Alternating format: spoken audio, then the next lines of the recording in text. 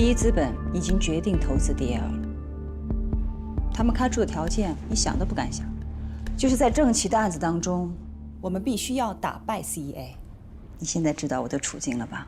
第一资本是魏哲带进来的，也就意味着在 IPO 的过程当中，我不可能成为主角了。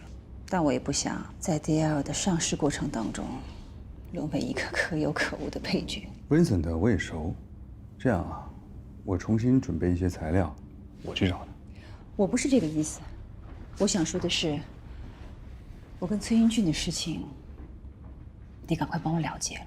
DL 要 IPO 这件事情很可能成为别人的把柄，如果处理不好的话，我就真可能在这场大戏当中，成为一个反一号，那就成笑话了。你和崔英俊的事儿，能不能尽快处理，关键在于你怎么处理好你和叶东烈的关系。我能告诉你，我特别讨厌别人把我跟叶东烈扯在一起吗？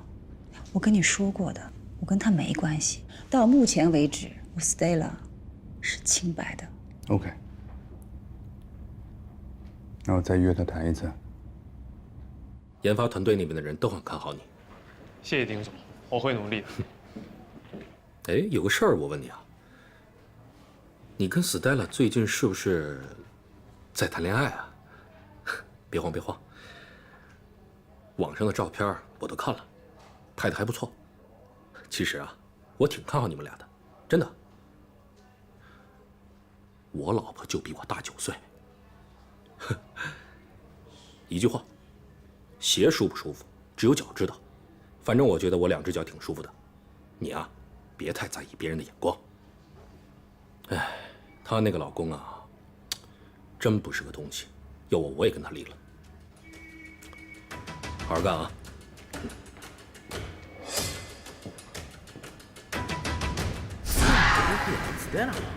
这小伙不错，这小伙子就是前段时间被撞了外卖员的儿子。这俩相差多少岁啊？10岁了，这么年轻，够狗的呀！早就觉得他是白莲花，表面上神圣不可侵犯，其实背地里不知道有多风骚。哎，楼主说话要负责任啊，造谣死全家。谁造谣了？我是她老公，我们结婚那么多年，我能不知道她什么底线？以前我只是不说罢了。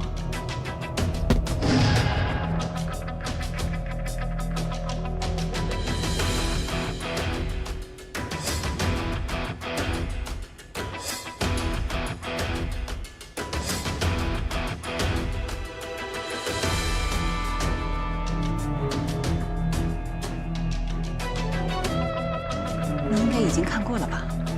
当然，发到这个圈子里，你已经是公关界的话题了。所以，我需要你帮我。怎么会闹到这一步啊？何律师不是一直在帮你打官司吗？是在走法律途径，可诉讼需要过程。我也没有想到崔英举会这么无耻，让我这个做了10几年公关的人，轮到给自己公关了，而且还这么的束手无策，狼狈不堪。先别着急。那你希望我做些什么呢？查清楚来龙去脉，消除影响，给舆论降温，还你清白。是，我可不想成为上海公关界的笑话。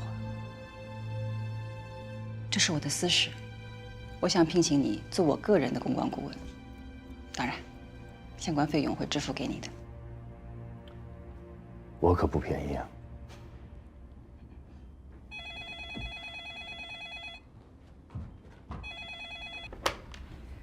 喂 ，Stella，那个大学生叶东烈来了，说死活都要见你。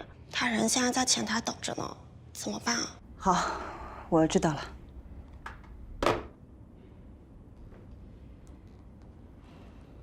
不好意思，你现在要马上上岗了。艾米，叶东烈呢？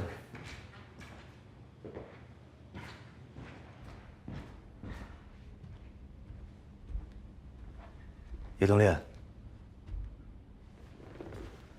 叶先生，来找斯黛拉。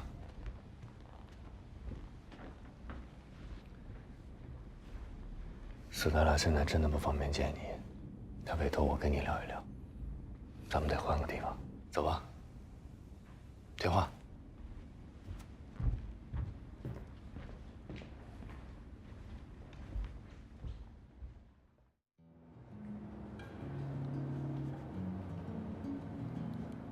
没想到，原来我给 Stella 带来这么多麻烦。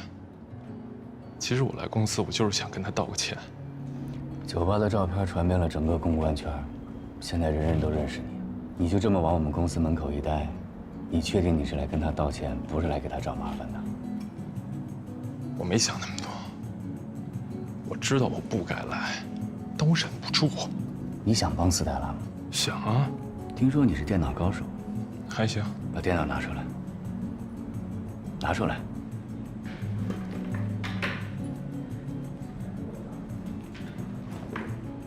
打开。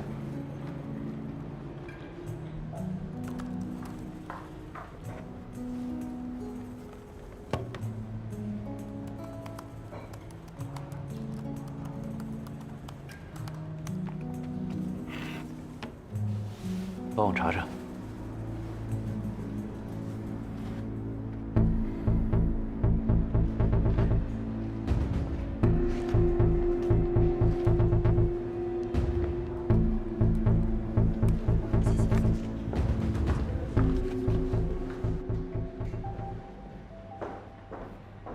小蛋糕，谢谢。客气。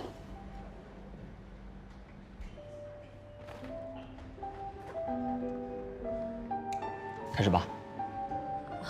真的假的呀？我当学生都习惯了，突然我当老师，我紧张。你紧张什么呀？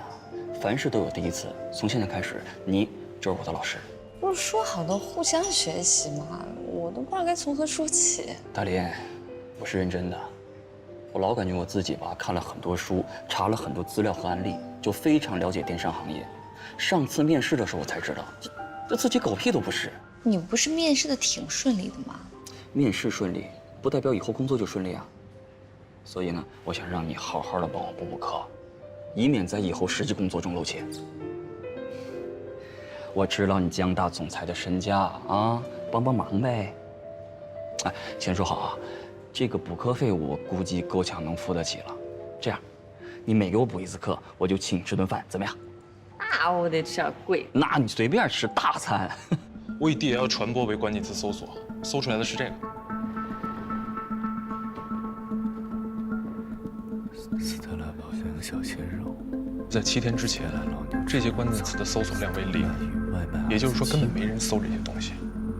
但是这几天，有人故意在大量搜索这些词，搜索量全部来自上海，发帖人的 IP 地址却来自河南。说清楚点。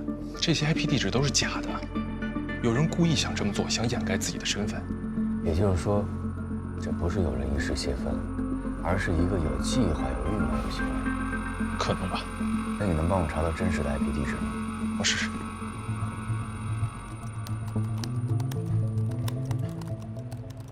对于这个电商行业，我还真的是认真的研究过。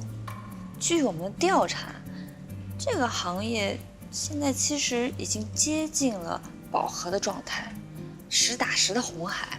这个我还没想到啊，我还以为电商行业发展空间挺大的呢。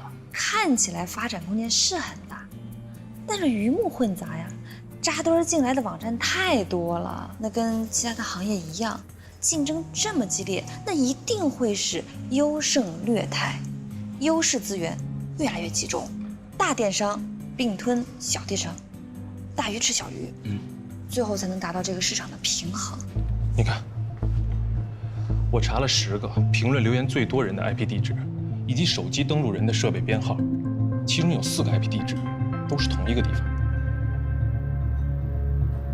黄浦区新开河北路10号外滩3号，有点意思。没你的事儿了，把咖啡喝了，赶紧回学校。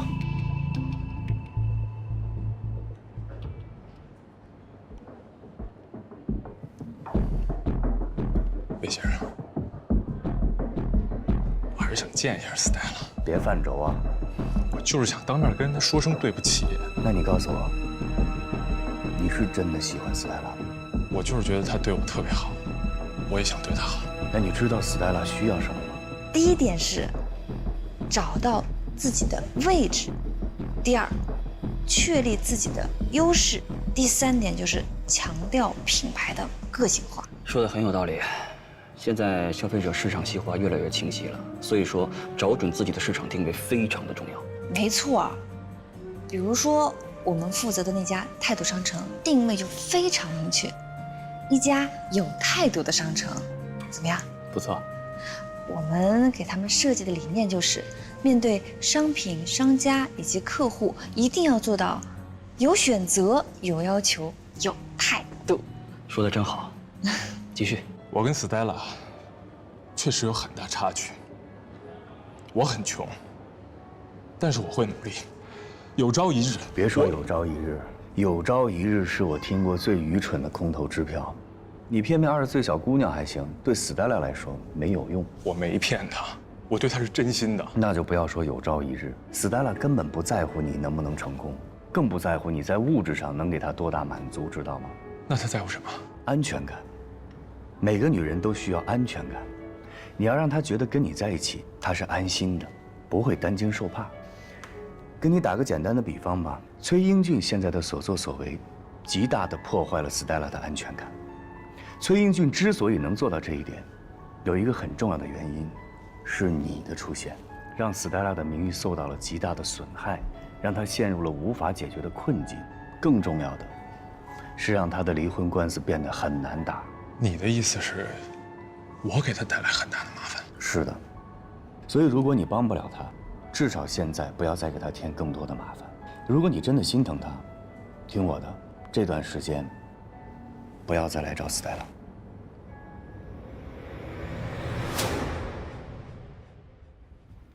黄浦区新开河北路10号外滩 SOHO， 民事公关不是在那儿办公吗？对，就是民事公关。崔英俊怎么会跟民事公关的人搞在一起？现在看来，情况就是这样。崔英俊很不简单，非常会选公关团队，而且他知道谁是你的老对手。有点意思啊！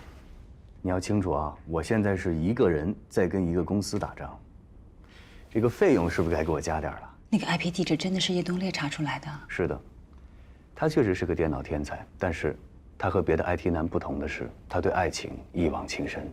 一往情深，我怕的就是一往情深。这孩子倔得很，我真怕他再来公司堵我。放心吧，应该不会了。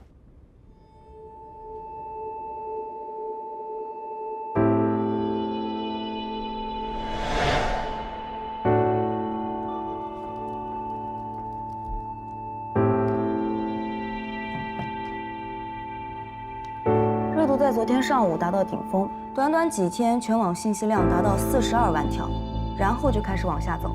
按以往的情况，接下来会一路走低，除非出现新的事件刺激，否则热度会越来越低，并且会在半个月之内完全丧失关注。老大，一旦热度下去，我们就被动了。那就再添把火，让热度回来。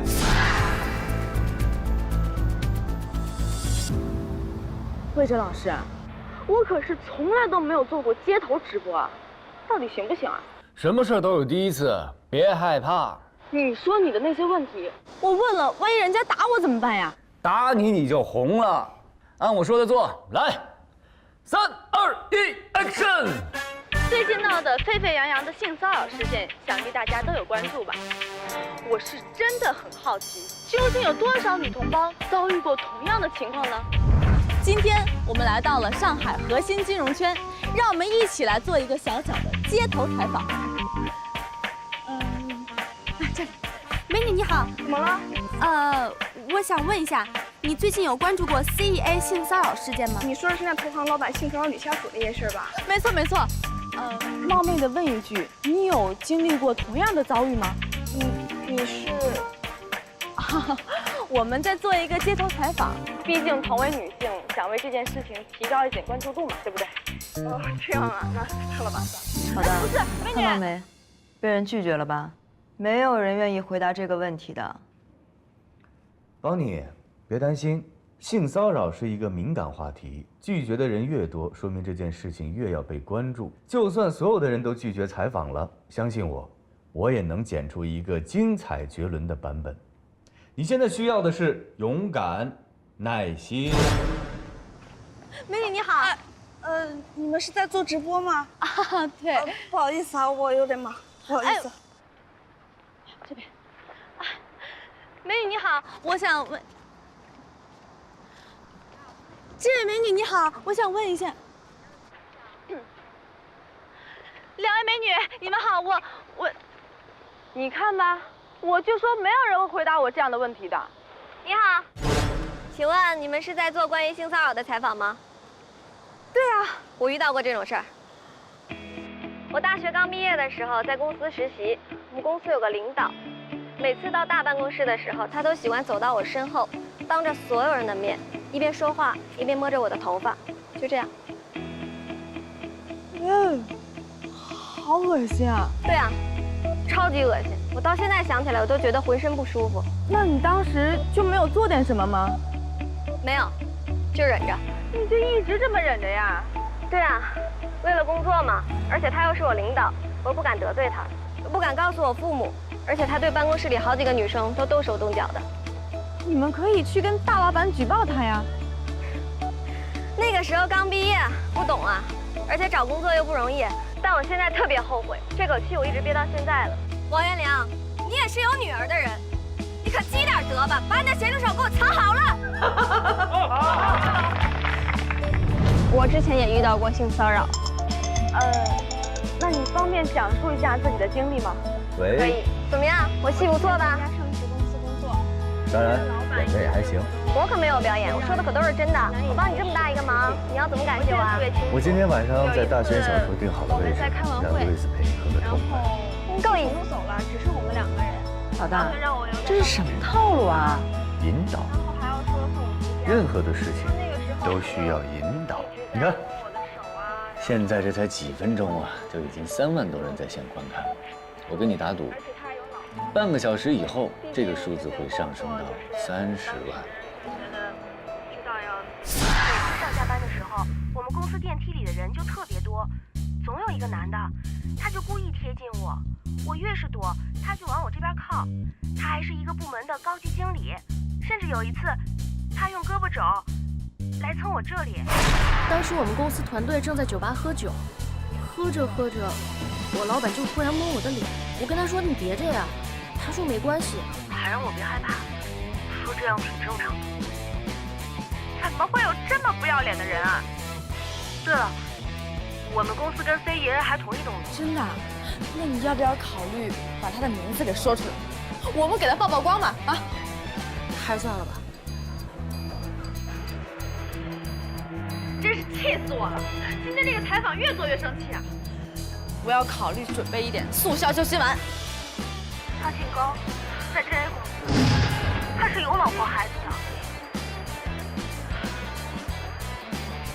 OK，JA 公司的高先生以及任何有过性骚扰行为的男士，如果你不希望在午夜梦回的时候被自己的恶心所惊醒，如果你不希望自己死后的墓碑上刻着“这里躺着一个下流无耻的人”，那么请你立刻停止这种行为，并且现在对着镜子狠狠地抽自己2个耳光。人数超过100万了，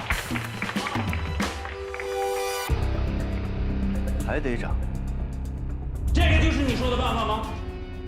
等热度下来了，下来了吗？什么时候下来？我死了它就下来了。现在全线满脑子越来越大，连师傅连都找我说要跟我谈谈。我的美国朋友给我打电话问我这个事儿，我这个脸就没了。也是没想到啊，他们竟然搞了个街头直播。你去找他，跟他谈谈，问他要什么。没有时间玩这个。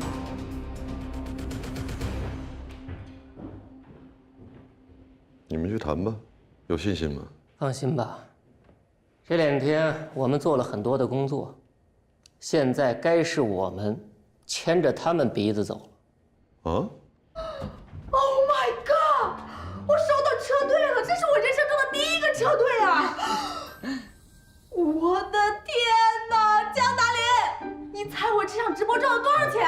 多少钱？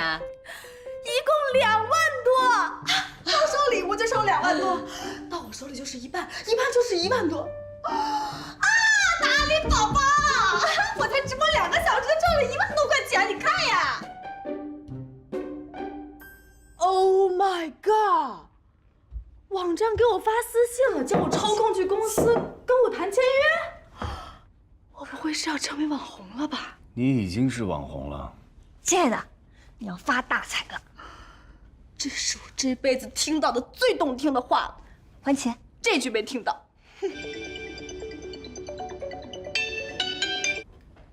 喂，好的，江总。CEA 挺不住了，民事公关的人要见我。真让他给猜到了，什么意思啊？这就是他为什么请你上街做采访的原因，看到了吧？把对手给逼出来了。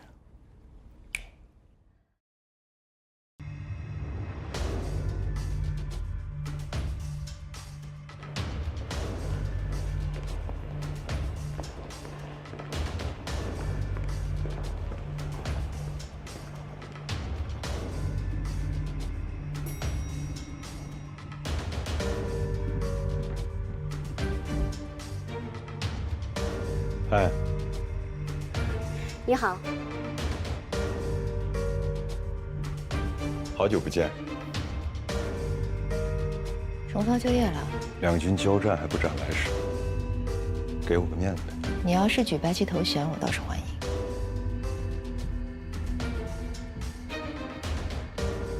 这个抒情怎么这么没风度啊？这不叫没风度，这叫个性。下午一定把款给人付了啊！书记，老对手来了，看见了吗？沈英杰可以啊，什么时候又找一这么漂亮的美女助理啊？你什么眼神啊？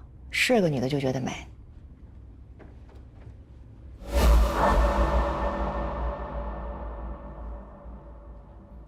除了应有的赔偿 ，CEA 和方彼得必须公开发声明向郑琦道歉。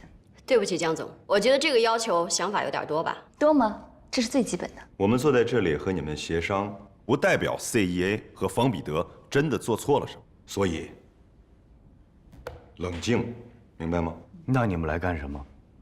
我觉得今天这个会议可以到此为止了。急什么呀？来了就不能空手。我们带了一些小东西，要不要一起看看？请看大屏幕。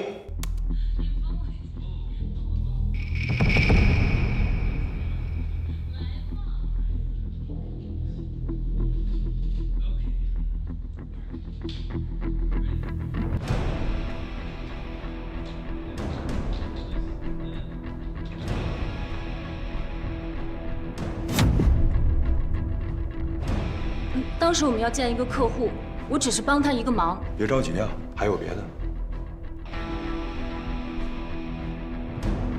这个刘凯文啊，级别在 CEA 相当于 VP 副总裁。这个戴维的王在 CEA 相当于是高级经理，是郑琦刚进公司的 Metal， 相当于你的带教导师吧。这些啊，全都是 CEA 的监控录像。显而易见，这些视频全都是剪辑过的，谁知道是不是断章取义呢？如果江总不相信这些视频，我可以把视频的完整版全部拿来给你们看，只不过时间稍微有点长。郑小姐，我真的很佩服你，在为公司殚精竭虑的同时啊，私生活也是相当的丰富多彩。那除了方彼得，还有很多的好朋友。这并不说明什么，主动恋爱和被动骚扰是两个概念。但如果是郑小姐先主动勾引，那方彼得的性骚扰也就不存在了吧？请注意你的说话方式。如果你拿不出郑琦主动勾引方彼得的证据，就不要有这样的推断。我们都是女人，我不知道你有没有经历过职场性骚扰，但是你看问题的角度真的令人齿寒。我的搭档啊，就事论事而已。这点更加证明了他非常的专业。至于郑小姐，你仅凭一段音频就掀起了如此的轩然大波，那么这段视频如果让网友看见了，又该作何感想？网友们会觉得 CEA 真是一个令人向往的公司，连现在我都想去了。你很幽默，但不好笑。郑小姐，有句话我发自肺腑的想告诉你，我们这些人啊，都在社会上打拼，非常的不容易。我们都该知道，做什么事之前，都有一条无形的线在那里。我们称这条线叫做边界。你未来的路还很长，面对这条边界，你应该知道什么时候可以把这只脚跨出去，什么时候得把这只脚缩回来。上课就不必了，你坐下。路易斯，你先带郑渠去休息。好。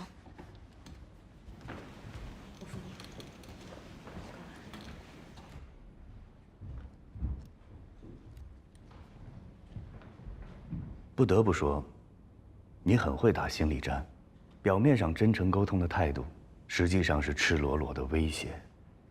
而且你很快能找到事件的中心，不错，主次分明，简单快捷。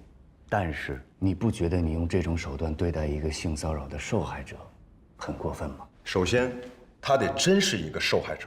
我研究过你的危机公关案例，也知道你所谓的未折法则。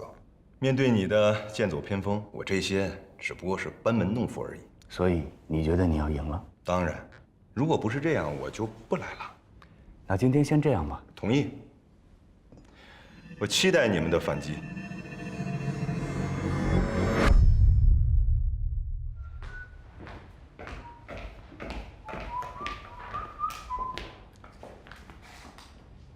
干嘛呀？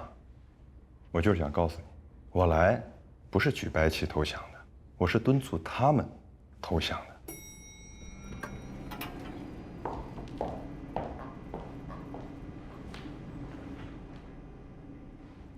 我还会来的。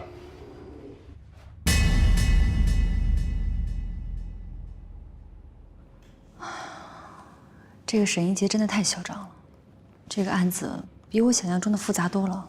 来者不善，善者不来。这个视频郑琦看了心里肯定不舒服，你先去安慰一下他吧。好。真的不好意思啊，好像又给你添麻烦了。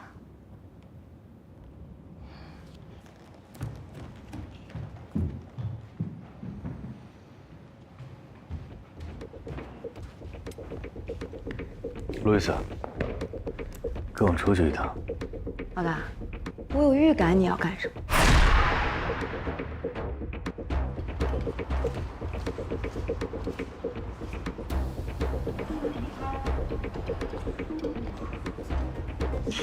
你找我？你是郭月？是我，我是DL传播的路易斯。你好，找我有什么事儿吗？4个月前，你从 CEA 离职。我们知道你做过方彼得的助手，在离职前曾向公司反映过出差时被方彼得性骚扰，是这样吗？对不起，我拒绝回答。等等，为什么郑琦的长微博一发，你就给他发私信呢？这件事你怎么会知道？这个你不用管。现在郑琦已经举报方彼得性骚扰，我们是他聘请的危机公关顾问，当然要了解他以前的情况，所以我们找到了你。你们同样是受害者，难道你不想站出来捍卫自己的权利？司明镜交了个小年轻，他就是个欲壑难填的人。别看他平时高贵圣洁的，其实欲望心可强了。还好意思说她老公包养小三，她也不让她自己翻来。在这儿，我跟你们爆个料：司明镜交往小年轻，而且是个大四没毕业的大学生。我可不是信口开河，我是有证据的。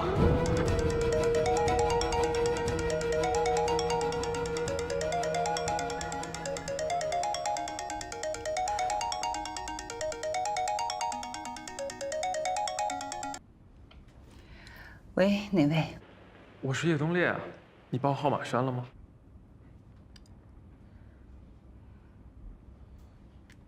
有事吗？我就在你们公司楼下，你有空吗？我有个东西想给你。我不是跟你说过了吗？我们不要再联系了。那这样，我一会儿发一封邮件给你，希望你看一下。知道了。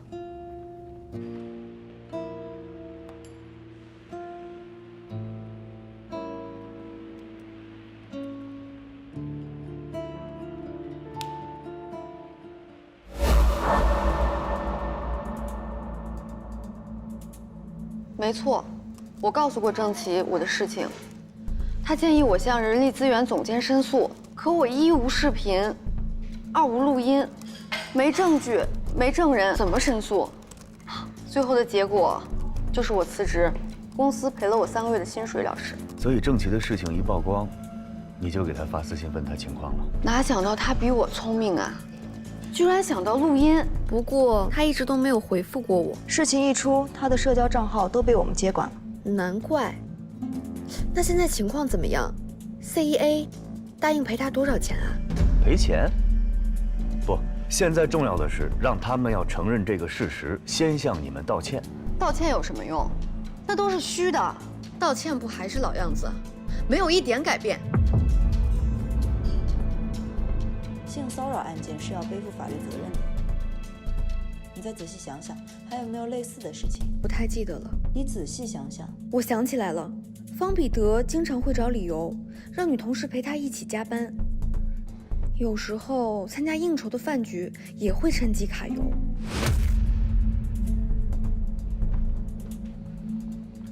那你们为什么不向公安报案呢？我们有想过去报警，但是大家怕丢了工作。我有想过要去法院告他们的，大家也都很支持我。可惜啊，我一无证据，二成本太高，去不了。是这样啊。郑琪平时在公司里跟男同事关系都怎么样啊？正常吧。跟方彼得呢？也正常啊。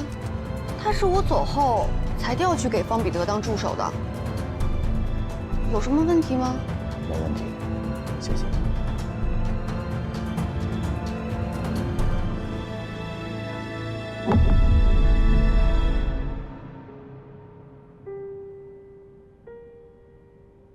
亲爱的 Stella， 我不知道你看到这封邮件会有什么反应。有些话，其实我应该当面跟你说的。那样显得更有诚意，但可惜我这人嘴太笨了。这封邮件的标题，我本来打算起名叫做《关于我们的5年计划》，但那样好像太自以为是了。毕竟我还没有正式跟你表白过。我都仔细想过了，我现在的年薪连奖金，第1年有26万左右，下个月开始正式租房，每个月2000块。另外，我会再接一些编程的兼职，争取到第3年可以支付首付，买一套小房子。怎么了 ，Stella？ 文森特来了，他在会议室等您。我马上过来。不好意思 ，Vincent， 让你久等。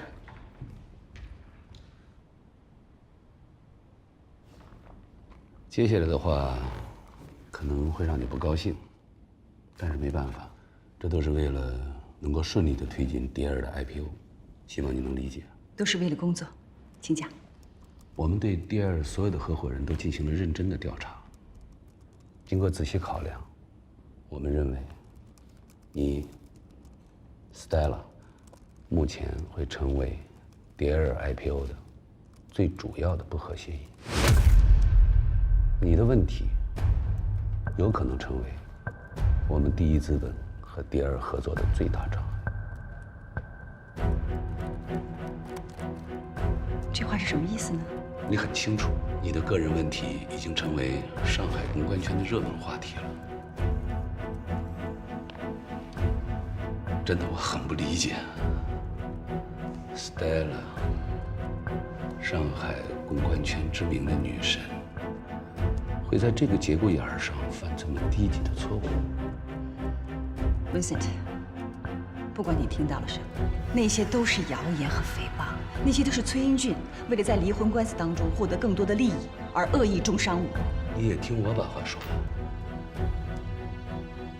这是谣言还是事实，我一点都不关心。我关心的是，这些谣言可能对第二产生的影响。我要保证的是，第一资本对第二投资的万无一失。所以说白了，第一资本和第二能否合作，很大程度上取决于你个人问题的解决速度。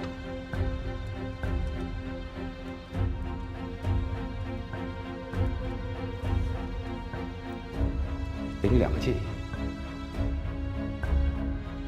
要么尽快的解决你的个人问题，要么减持或者转让你在第二的股份，削弱你对第二的影响。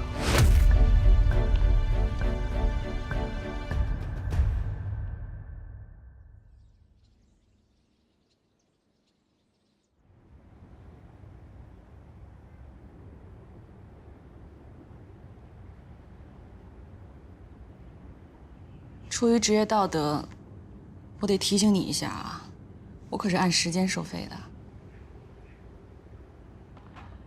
你来我这做心理咨询，一句话也不说，这都过去10几分钟了，我可不会给你打折啊。我想不通，什么事儿想不通？我的当事人向我隐瞒了一件非常重要的事。到底什么事儿？诉求。他可能隐瞒了他真实的诉求。我一直以为他要的只是尊严、正义，但慢慢我开始怀疑，他只想要钱。从心理学的角度讲，一个人刻意隐瞒一件事情，往往是出于自我保护。他隐瞒真实的诉求，对你这案件影响大吗？对整个案子的结果影响不大，但对我影响很大。我要是从一开始就知道他要的只是钱，我就不会帮他。怎么说呢？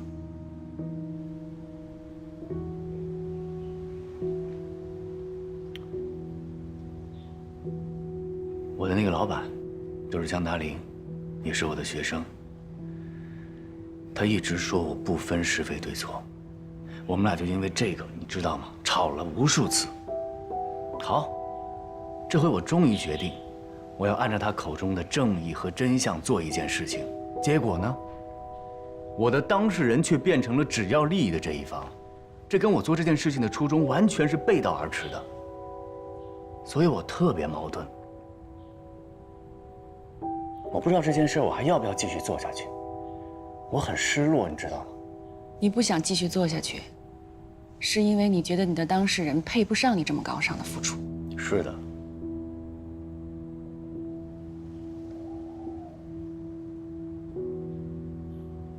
换个角度啊，性骚扰这件事儿是真实存在的吗？当然，我们有证据，而且我相信我们的证据是真的。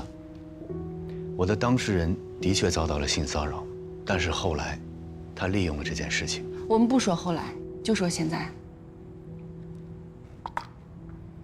你的当事人受到了性骚扰，那他就是受害者。这就好像一个杀人凶手被车给撞了，那他就是这起事故中的受害方，他有权得到赔偿。你不能因为他是杀人凶手，就否定了他在这起交通事故中的受害者地位。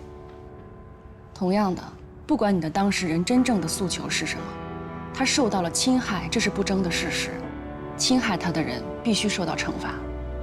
你现在在做的，不是替一个利欲熏心的人讨回公道，首先是要惩罚那个犯了错误的人，这是2回事儿。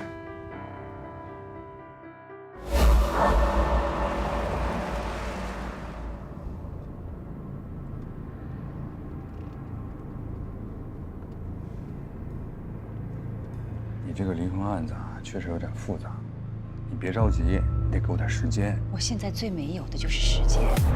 不管你的当事人真正的诉求是什么，他受到了侵害，这是不争的事实。侵害他的人必须受到惩罚。你现在在做的，不是替一个利欲熏心的人讨回公道，首先是要惩罚那个犯了错误的人，这是两回事儿。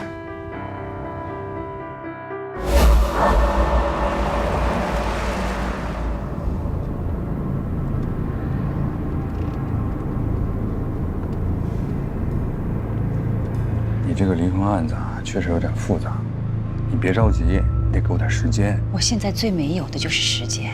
Vincent 已经找过我了，摆在我面前的只有2条路：减持，或者转让股份，要么就赶快把婚给离了。他这么做是故意的。Vincent 是魏哲带进来的人，他的介入让我在 DL 会成为众矢之的的。所以宏伟，我需要你赶快去找崔英俊，他提什么条件我都答应。你冷静一点。我觉得这件事情上你不能做出丝毫的让步，否则日后崔英俊一定会得寸进尺。我没有选择了，我不能因为我的原因影响公司 IPO 的进程，不然以后我在公司怎么待下去啊？就急于这一时吗？这件事情我会尽快帮你搞定。就按照我说的办吧。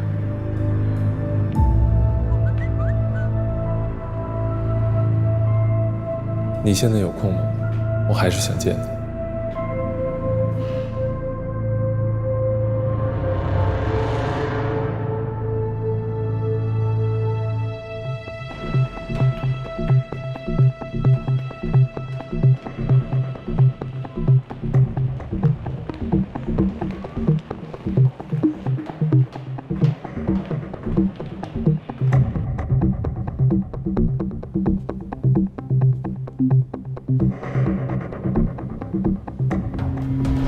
怎么样？你们考虑好了吗？不用考虑。CEA 和方彼得必须道歉，一点都不让步，那我们还怎么继续往下谈啊？这是我们的底线。如果不道歉，那只能打官司喽。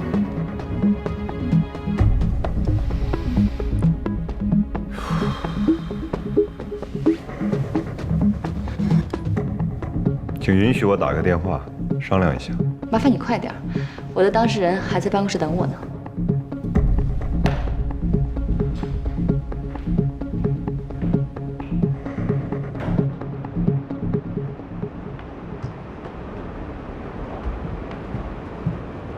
嗨，怎么这么快就带着美女来投降了？打来打去的多没劲啊！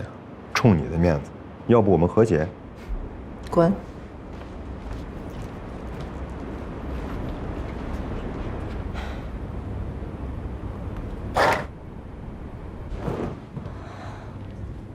邓总吗？关于郑琦的案子，我想跟你沟通一下。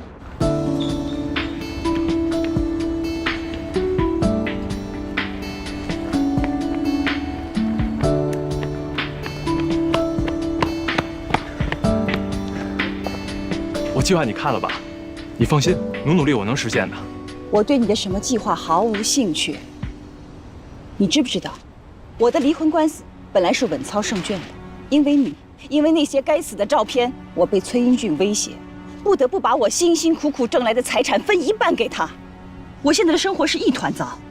你知不知道有多少人在背后议论我？有多少人在等着看我的笑话？什么5年计划，1年20万的？照这样下去，一旦法院判我有错，别说20万了，200万、1000万都打不住。所以，请你不要再来找我，不要联系我。算我求求你好吗？把你所有的精力都放在照顾你父亲身上吧。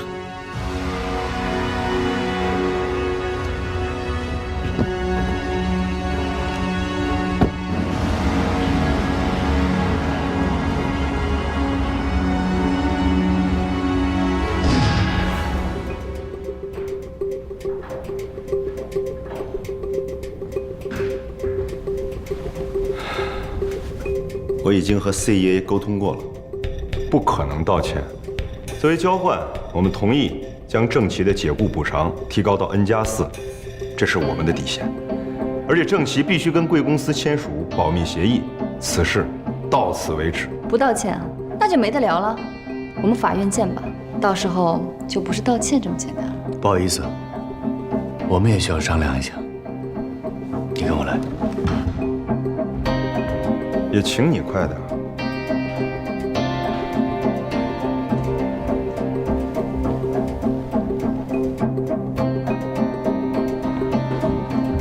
为什么不让我说啊？出什么事了？我怕你好心办坏事。是那个 CEA 很明显不愿意道歉，也不愿认错，就想拿钱了事儿。钱是万能的吗？真好笑。道歉固然重要，那我问你，你觉得道歉有用，还是能拿到实际的赔偿有用？现在我个人更倾向于后者。那你在说什么啊？当然是道歉呀！性骚扰案如果能拿钱解决，那谁还会真正的在乎那些受害女性的感受啊？他们会觉得女人为了钱可以随随便便的出卖自己的尊严。所以这一次 ，CEA 必须公开道歉。我们一定要捍卫女性的权益。这是你的想法还是郑琦的想法？你什么意思啊？我觉得你把人想得太简单了。每个人都有无法公开的私欲。你是说郑琦？是的。不可能的。从一开始他就跟我说，一定要让 CEA 和方彼得道歉。为这事情，他还吃了安眠药呢。既然这样，那你还是当面去问问你的同学吧。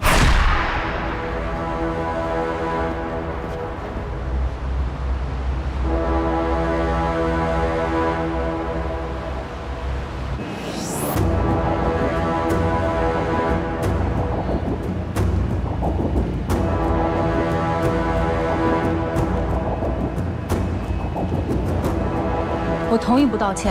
为什么呀？我们坚持那么久了，为什么要突然放弃呢？坚持有什么用？我太了解 CEA， 他不会道歉的，还不如要点赔偿来的实际。你可以要赔偿，但是必须要道歉。如果不道歉的话，这件事情的性质就变了，这跟封口费有什么区别？如果不道歉，他们会更加猖狂的。以后公司里会有更多像你这样的女员工遭殃的。郑琦，我们现在已经坐在谈判桌上了，这说明了什么？说明我们已经有一半的胜算了。你看，你有我，有魏哲，有整个公司给你撑腰，你在害怕什么呢？你担心什么？我比你了解他们，跟他们谈判是没有用的，实在不行就打官司，我要赔偿。行，那你告诉我怎么做。我同意不道歉，但是 N+4才18万，太少了，我要150万。多少？你听的没错，150万。如果他们不同意，我请你帮我请一个律师去法院告他们。CEA 跟方彼得都应该为此付出巨大的代价，不然以后还会有更多类似的事情发生，会有更多女性被伤害。江大林，我们是老同学、老朋友，你之前都帮我那么长时间了，再帮我一次。赔偿金能要多高就要多高，到时候我会把赔偿金的20%支付给你，当做代理费。我请求你，帮帮我。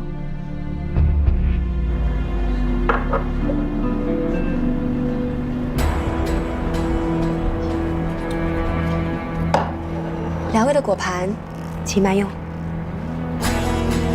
哎，等会儿。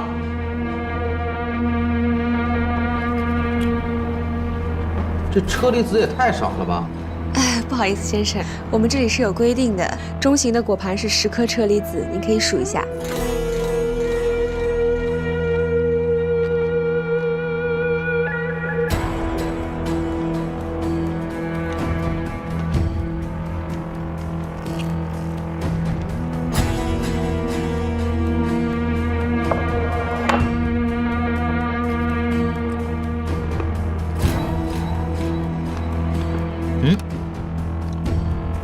数不够了，再换一份。先生，你怎么可以这样呢？不好意思啊，跟你开玩笑的，没事。请慢用。崔英俊，不用那么心浮气躁。我躁吗？服务员，再给我上一份山竹，让我败败火啊！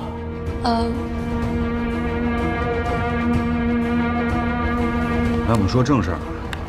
这是我们重新拟定的离婚协议书，你看看，如果没有异议，就在上面签字。还得是何大律师，这办事效率就是高。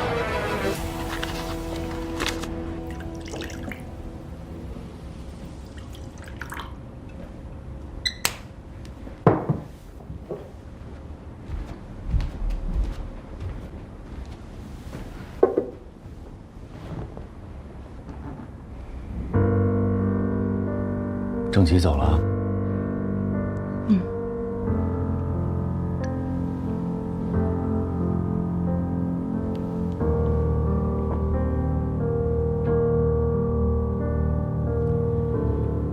想不通吧？脑子真的很乱。他要是想要钱，为什么一开始不说？他要是一开始就说想要钱，你觉得你还会帮他吗？我是他的同学啊，他应该跟我说实话。他怎么能骗我呢？他把我当什么？人怎么能说变就变？郑琪的事咱们先搁一边。方彼得确实是性骚扰，他必须受到惩罚，这一点咱们没错。来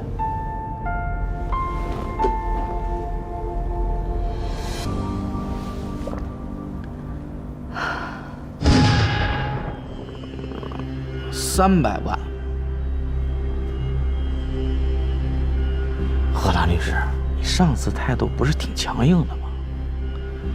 说什么多1分钱我都拿不到，这什么情况？良心发现，这是我们的底线了，希望你见好就收。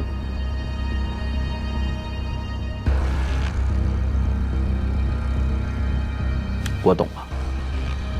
司明镜他急了，你还记得你上次是怎么跟我说的吗？司明镜他不怕丢脸，我怕失业。现在我失业了，可是他没丢脸，这事我得给他办完呢。你还能不能好好谈？300万你就想把我打发了？你打发叫花子呢？那你想怎么样？哎呀，何大律师，我记得司明镜名下的财产我都已经帮你捋过了吧？我的要求很简单，1半是我的就行了。300万你也有脸张嘴？我告诉你，你后面加一个0，我都不一定能答应。我也跟你说了，不管死在了名下有多少财产，那都是他自己挣的，跟你没有任何关系。更何况你是过错方，就算打起官司来，你也占不到半毛钱便宜，到时候连300万你也拿不到。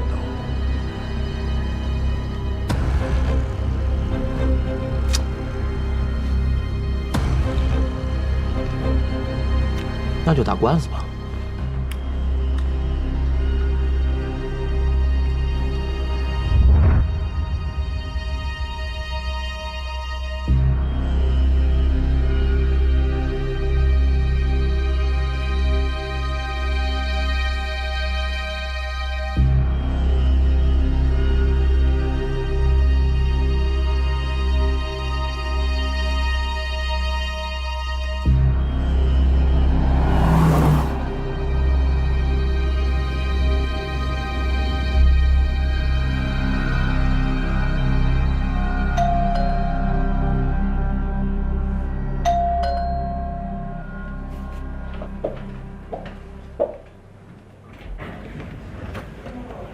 哎，你怎么来了？我能进去吗？哦，请进啊。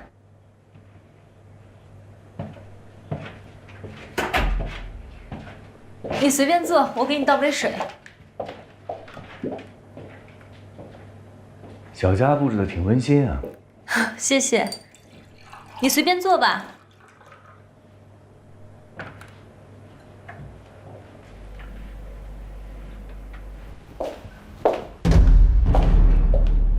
嘿，来喝水。波士顿大学，我以前有个客户的孩子就在波士顿大学读书，据说每年的学费和生活费加起来至少得20多万。怎么，你想去那里读书啊？我就是随便看一看，像我这种底层员工，什么时候才能赚够学费出国留学呀？现在形势正向着对我方有利局面发展，我无所谓。我现在已经失业了，我闲着也是闲着，别说是半年、1年、2年、10年，我也跟你耗得起。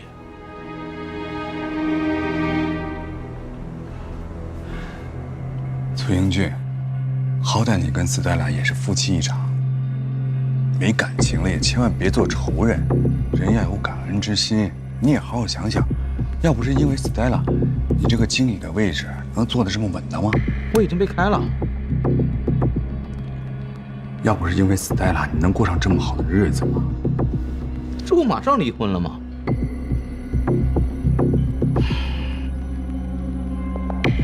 能不能告诉我，为什么你不再坚持方彼得和 CEA 的道歉，而想要高额的赔偿？他们是不会给我道歉的，而且他们那么对我，我要一些赔偿也没有错吧？没错，你捍卫自己的尊严和利益当然没错，但是你要相信法律和我们是能真正帮助你的。你知道江大林为此多难过，你先是强调要讨回公道，从而激起了江大林和邦尼的正义感，让他们不惜一切的来帮你。在他们面前，你一直声称要的只是对方的道歉，直到 CEA 正式提出他们不会道歉，只愿意赔偿的时候，你才说出了自己真正的诉求。其实你从 CEA 那里想得到的只是钱而已。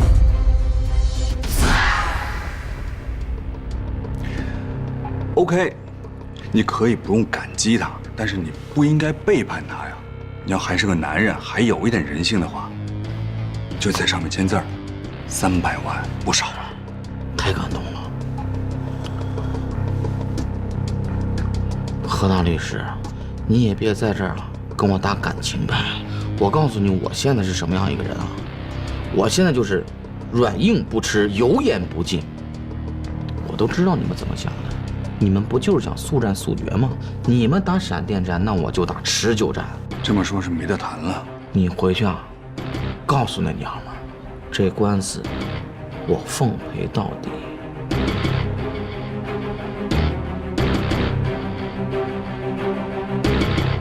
我确实是需要钱，而且越多越好。有50万我就不要20万，有80万我就不要50万，这都是他们应该付出的代价。不然轻飘飘的跟我道歉，那他们的一句话也太值钱了吧？这个理由倒还说得通。对于我们公关来说，客户最重要的就是诚实。如果你还想要我们继续帮你，你就一定要说实话。没有，我该说的都说了。是吗？你能确保你提供的证据都是真实的吗？你什么意思啊？你是怀疑我吗？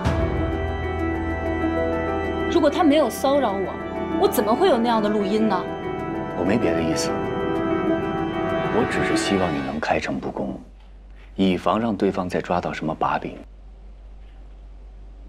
在你心里，我一定是一个可以为了钱不择手段的女人吧？我没有觉得我自己做错了什么。对于这样的人渣，怎么做都不过分。那些有身份、有地位的女人，她们如果遇到了这样的事情，有很多人帮她们出头，而我们这些底层员工就只能忍气吞声，因为我们太需要自己的工作了。可是都是女人，我们可以像男人一样吃苦受累，但我们凭什么要受这份侮辱？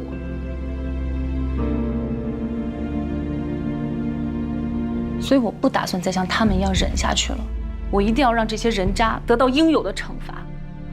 我现在一想到他那猥琐的样子和恶心的话，我就恨不得杀了他。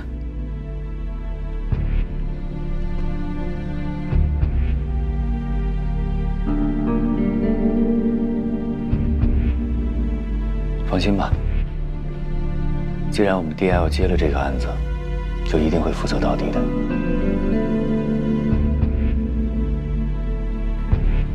你要对司法机关和我们有信心，我们会努力帮助你，也会让 CEA 和方彼得受到应有的惩罚。我希望你能够重新考虑一下。我先走了。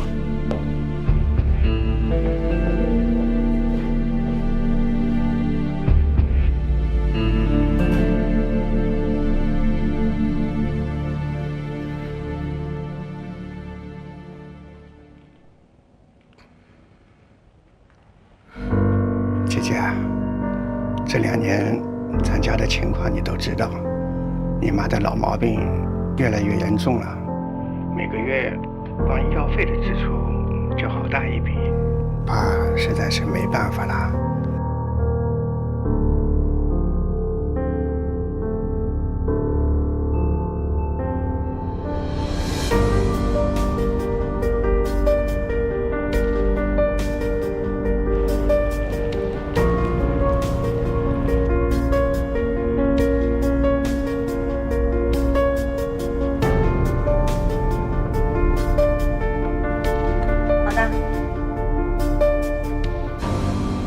CEA 现在只肯赔付18万，而正奇的要求是80万，这之间的差距也太大了。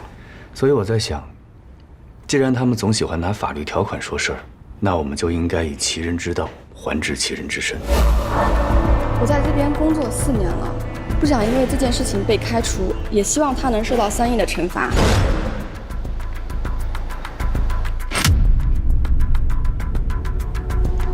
情况就这些。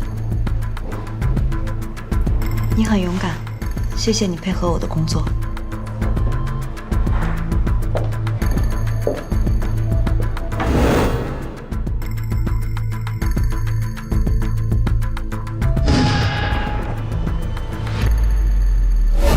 请问是第2楼的路易斯吗？我是，您是？我叫林远，我是来反映情况的。不好意思，我调查的是性骚扰案。对啊，我就是被骚扰的，我上司是个女的。哦，那您现在可以说了。好。魏哲先生，我们2个都是务实的人，打嘴仗兜圈子只会浪费大家彼此的时间。N+4太少了，正奇1个月工资才3万块，N+4就是18万，不少了。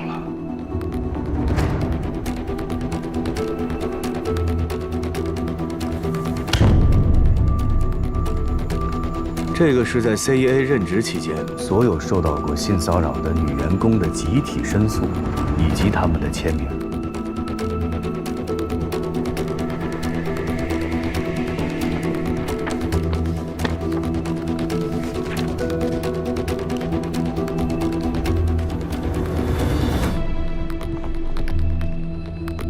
CEA 资本发起设立 CEA 中国世纪成长基金2号，目标规模5亿美元。你想干什么啊？你觉得如果我们带着这份申诉打一场官司，会是什么后果？这个5亿美金规模的基金，你们还能够顺利地募集到吗？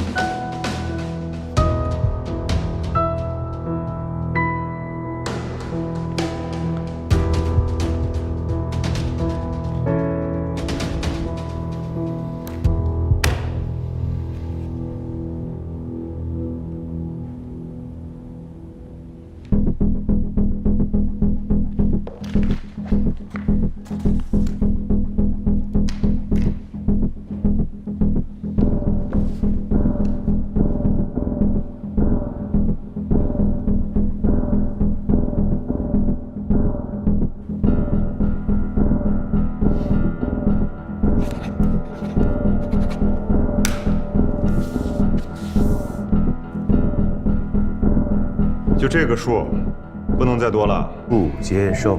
你还没看呢。对手开的第一个 offer， 我是从来不看的。行了，咱们就别绕来绕去了。CEA 不差这点钱，方彼得也不差这点钱。花钱买平安，多一事不如少一事。我劝你尽早收场。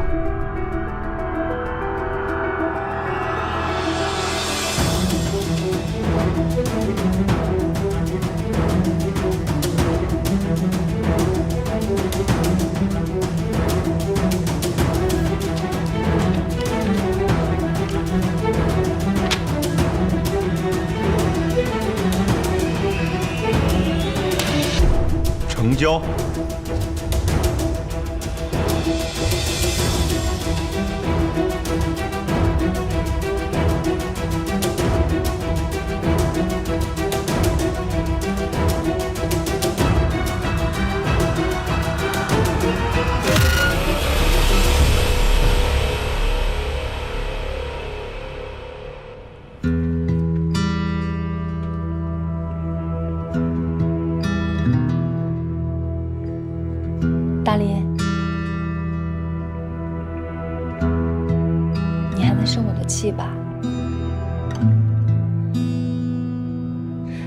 我也不想退缩的。我之前真的想让他们道歉，后来意识到那是不可能的，还不如多要点钱。现在目的达到了。没你帮我什么都做不到。 CEA 资本进行了郑重的公开道歉，并宣布免去方彼得一切职务。郑琦将全部赔偿捐赠给了中国妇女发展基金会。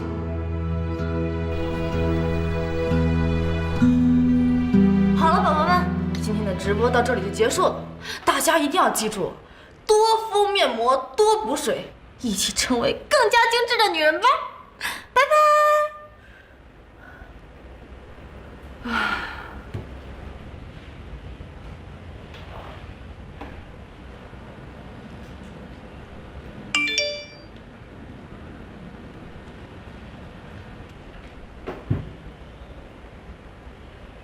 你好，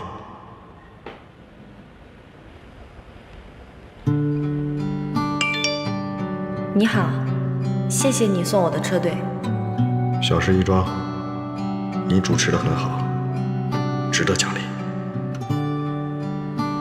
还是要谢谢你，你是第一个送我车队的人。是吗？那我也觉得很荣幸。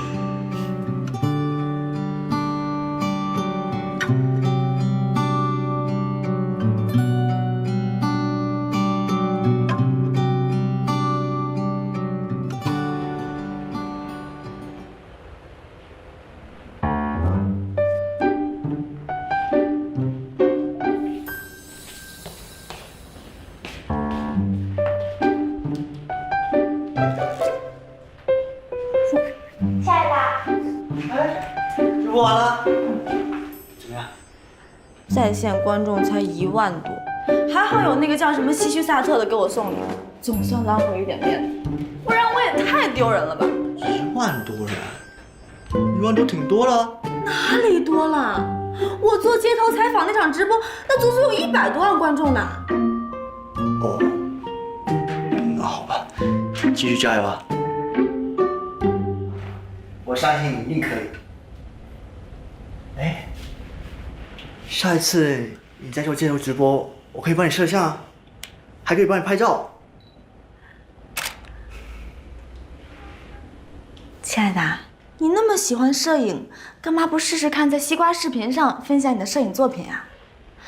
做个摄影达人，甚至可以开档节目。我看到上面有好多这样的签约创作者，粉丝都很多的。最关键的是，还可以赚钱呢。Come on, babe. 那是一个 show， 我拍照是因为兴趣爱好，不是为了赚钱。这什么事情一旦跟钱没有关系，那基本就快灭亡了呀。况且能靠兴趣爱好赚钱多好呀。所以啊，我不反对努力赚钱啊。好吧。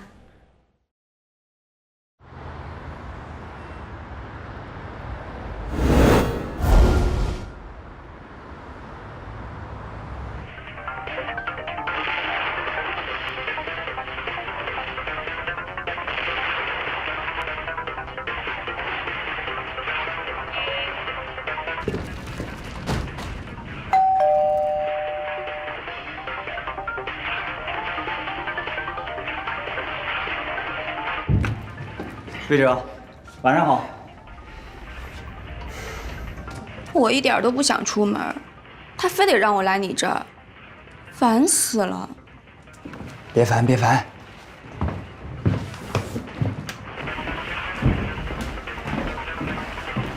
我本来晚上有约的，你一个电话非要共进晚餐，什么情况啊，家里面？是这样的，最近吧，他老一个人发呆。 要么就莫名其妙的哭，今天下午就一直在发呆，也不理我，总这样也不是个事儿啊，我就把他送你这儿来了。不是，你老送我这儿来，这算什么呀？你不知道他回来这段时间，每次只要跟你见完面回去，心情都特别的好，对我态度也不一样了。你还真把我当解药了。我知道有个什么说法叫婚前恐惧症，我就想让你啊开导开导他，帮我搞清楚。 他为什么这么害怕结婚？他是害怕结婚这件事儿呢，还还是害怕跟我结婚？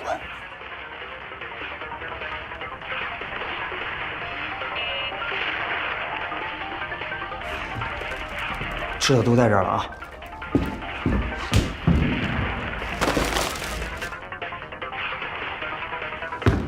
裴玉啊，我先走了啊，开车小心啊！拜拜。哎，你别走啊，不是共进晚餐吗？我在这儿，你放不开，拜托，拜托。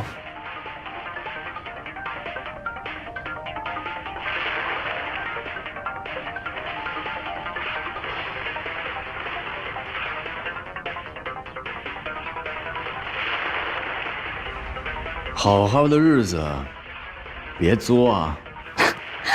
我没作呀，我现在挺开心的呀。像蒋黎明这么纯情的富二代要绝种了，赶紧嫁了吧！你别跟我说“嫁”这个字儿，我现在一听到这个字我就想哭。你哭吧。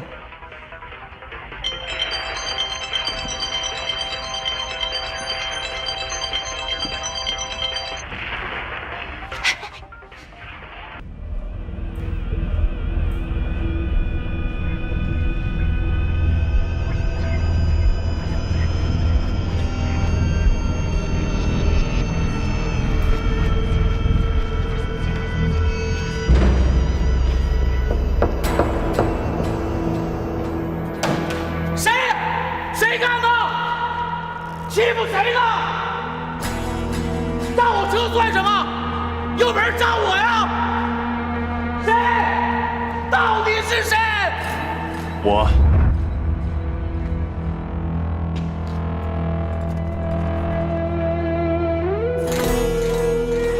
小奶狗，你扎的是吗？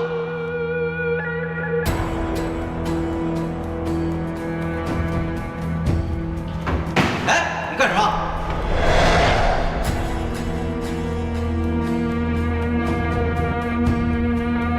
我叫叶东烈，今年24岁，目前居住在华亭大学西区8号楼，就职于 Oropt 公司。我今天来找崔英俊，纯属个人原因，没有受到任何人指使，与其他人无关。哎，等会儿，你逼我这个萝卜那个萝卜的，我就问你想干嘛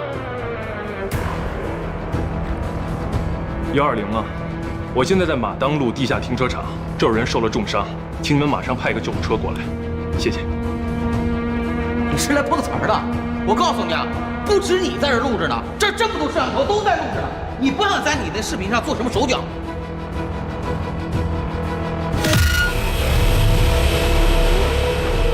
想打我是吧？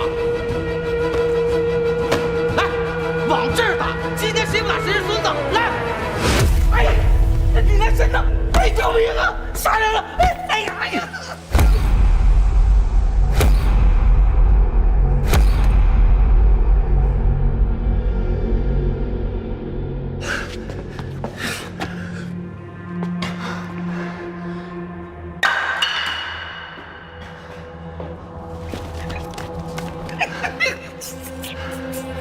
记住了，我叫叶东烈，以后见你一次拍你一次。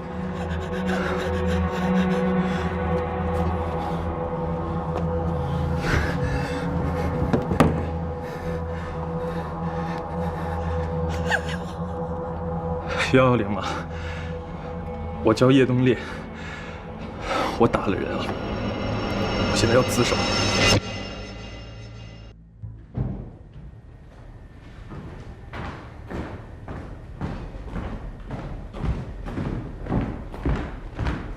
你可算来了，赶紧背女朋友回去吧。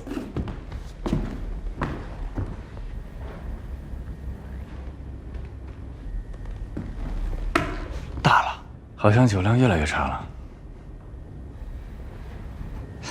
不着急，不着急，让他多睡一会儿。魏哲老师，这边请。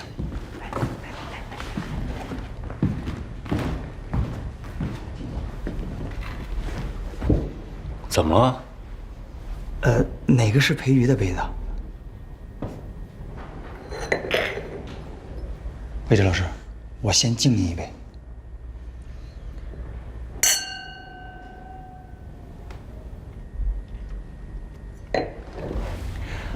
问出什么没有？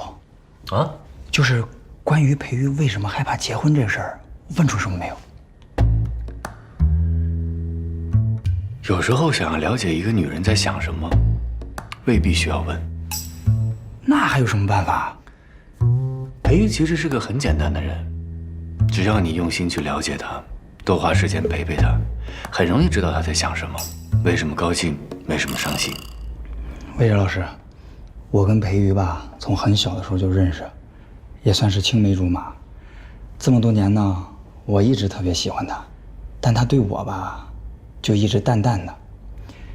你说为了让她高兴，我也给她买过很多东西。只要她裴玉说一句喜欢，我奖励名买得起的我一定买，我买不起我攒钱也买。人和动物的区别就在于，动物可以拿着食物去求偶，人不一样。人在一段感情里，精神上的沟通、理解、满足才是最重要的。打个比方，裴玉现在想去流浪，那你就要陪他去流浪，而不是在汤臣一品给他买个房子。裴玉想去流浪，这我真不知道，我可以陪他一起去啊。江立民，我就是打个比方，你得去了解他的感受，想方设法走进他的内心。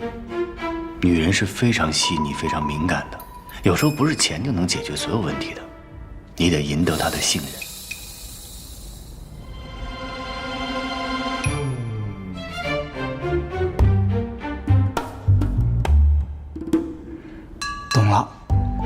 懂了，太感谢你了，魏哲老师。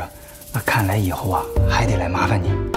我这婚结不结得成啊，就全靠您了。哎呦，不敢当，责任太重大。您太谦虚了，裴玉都跟我说了，您是上海最厉害的公关专家啊，没准就能解决我们俩的问题。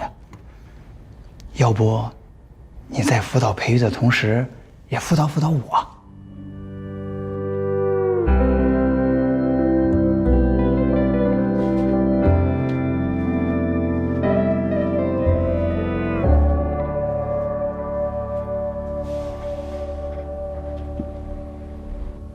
那天站在你身后那女人是谁？萧雅，我助理。助理？我才不信！我太了解你的审美喜好了，那个女人一看就是你喜欢的类型。我喜欢什么类型啊？一看她前凸后翘的样子就知道，这回你是完了。我发誓，我跟她什么关系都没有，就是普通同事。她毒誓？我发毒誓，我要跟他有染，我跳黄浦江。现在说第二件事，你明明告诉我你会为了我推出小粒式奶粉这个项目，结果呢，你不但跟我抢学艺，还和我们公司对着干，你什么意思 ？CEA 性骚扰案的负责人不是你，而是江达林和魏哲。我的对手是他们，不是你，所以我没有必要退让。其次，我为了表达对你的爱，我可以放弃小粒式奶粉，但这并不意味着我要放弃我的整个职业生涯。我是做公关的，我不可能离开明世的。就算有一天我离开了明世，我也不可能投奔你们 DL。所以因此，你把我当成敌人，是不是有点太小心眼了？CEA 性骚扰案的负责人不是你，而是江达林和魏哲。我的对手是他们，不是你，所以我没有必要退让。其次，我为了表达对你的爱，我可以放弃小粒式奶粉，但这并不意味着我要放弃我的整个职业生涯。我是做公关的，我不可能离开明世的。就算有一天我离开了明世，我也不可能投奔你们 DL。所以因此，你把我当成敌人，是不是有点太小心眼了？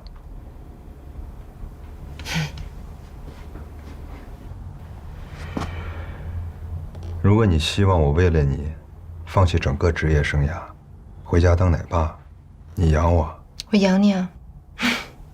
想得美。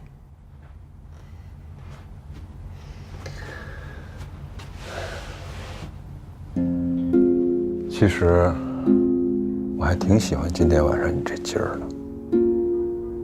你说一个女人，她要不吃醋，心胸太大，对男人什么事情都很放心，你说她得多高深莫测啊！幸好你不是，你还是一个会吃醋的小女人。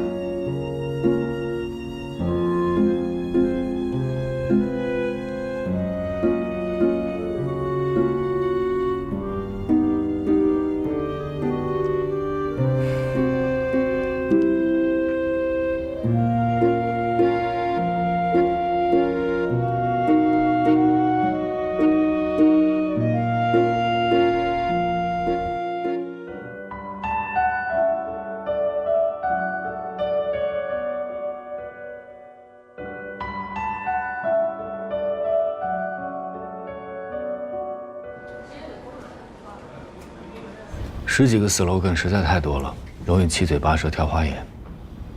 一会儿态度商城的人来了，就给他们3条。今天还是我主讲，你做补充。同意。这3条全部不要。Stella 早。早。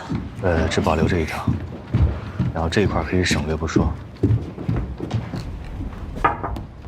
早，魏哲，有点事找你，你出来一下。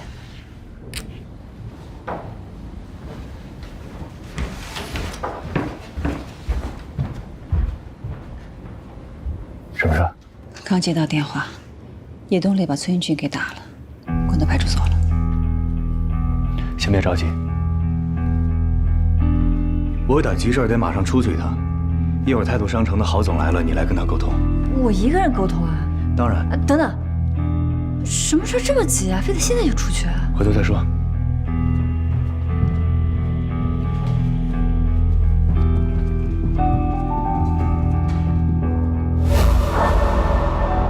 司明俊和你什么关系？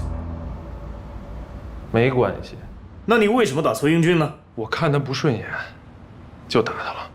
都过1晚上了，你还不老实交代？崔英俊可都说了，你打他就是因为司明静。不是，警察同志，我再说一遍，这件事跟司明静没有任何关系。我打崔英俊是我的个人行为，你们想怎么处理，我都接受。郝总你好，大家好。这次呢，我们为态度商城设计了10几个 slogan， 最终选择了3个，您看一下。第一，价格不是唯一，态度决定一切。第2个，态度要端正，姿势要好看。第3个，我们有态度。第3个还不错。其实我们在讨论的时候，也是第3个票数比较高。小胡，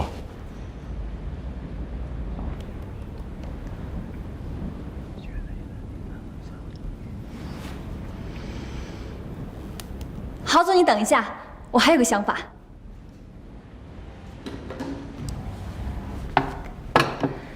您看这样怎么样？有态度。有态度。对，这个好。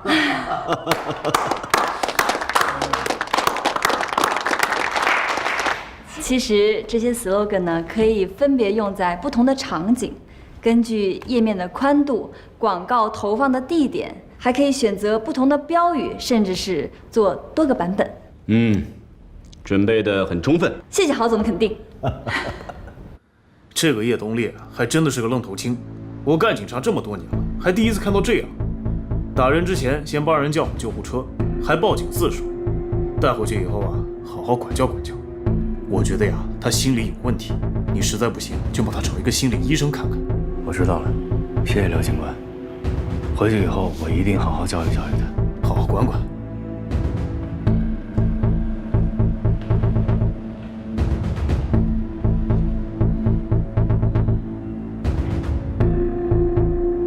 你怎么来了？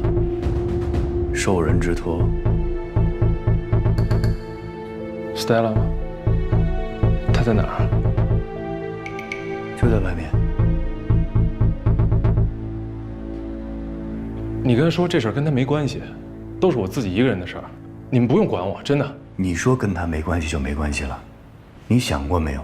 如果崔英俊一口咬定是 Stella 让你干的这件事儿，会是什么后果？你会给他带来什么样的影响？他敢，我见他一次打他一次。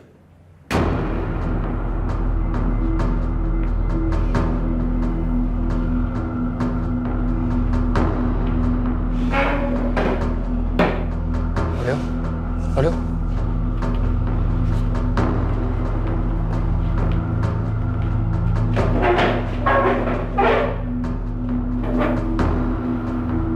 你干什么？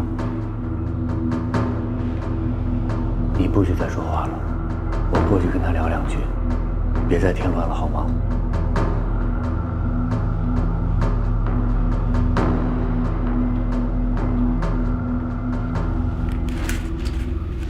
哎呀，伤这么严重啊！缝了缝针，你说呢？你说说，摊上了这么个人，我刚才说了半天还不听劝，还在那发狠。发狠？他还发狠是吗？我脑袋都开瓢了，他还想怎么样？他是不是精神病？哎，我也这么觉得，真的。我一会儿就带他去精神病去查一查去。但是吧，这精神病患者打人，他不追究法律责任呢。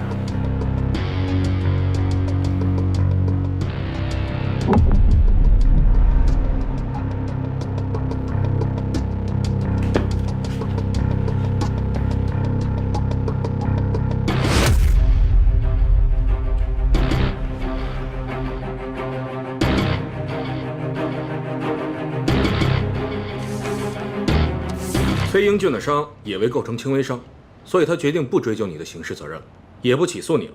在这儿签个字儿，然后该道歉道歉，该赔偿赔偿，这事儿啊就算结束了。叶东烈，你以后不许再打人了。两位还有什么异议吗？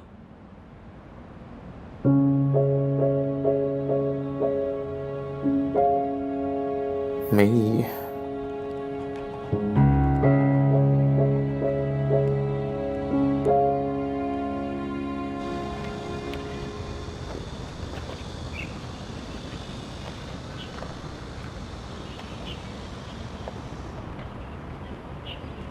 人交给你了，我就功成身退了。谢谢你啊，魏诊。不客气。你们好好聊吧。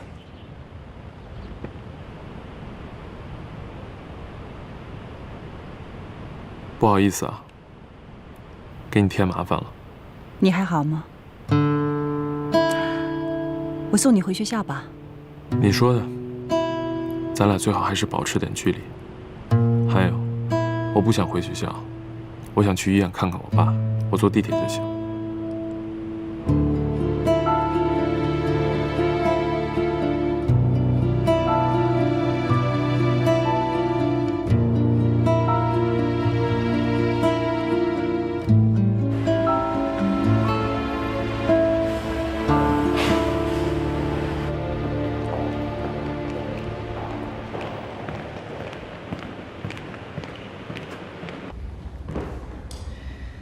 我呀研究了一些经典案例，自己试着做了一份电商平台的营销策划案。老师，请您过目。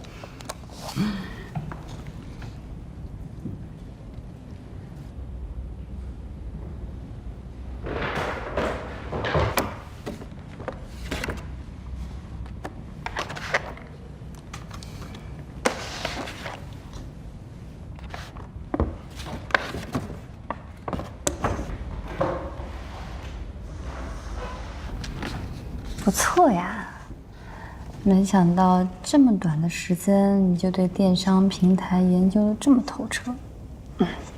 不愧是我崇拜的师哥。崇拜？真的吗？你说这话是从客观角度出发呢，还是带有个人感情色彩？当然是从客观的角度出发的。我不太相信。我觉得你是带有个人感情的。不是有句话说得好吗？情人眼里出西施啊！要是西施，那也得是我好吗？你个大男人，海狮还差不多。行行，我是海狮，我是大海狮。